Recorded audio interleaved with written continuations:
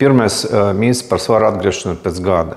Ir aptuveni 10% pacientiem, kuram svars atgriežas pēc jebkuras operācijas. Tas saistīts ne ar to, ka kaut kas tur izstiepjas, cilvēki domā vai vēl kaut kas, bet viņi vienkārši pierod pie savas jaunās anatomijas un viņi saka ēst vairāk nekā viņam vajag. Tādā gadījumā, diemžēl, brīnumi pasaulē nenotiek un svars atgriežas jebkura gadījumā. Operācija ir pirmais solis, lai mainītu savas ēšanas pieradumus un dzīvesveidu. Otrais mīts ir par minerālu vielu trūkumu.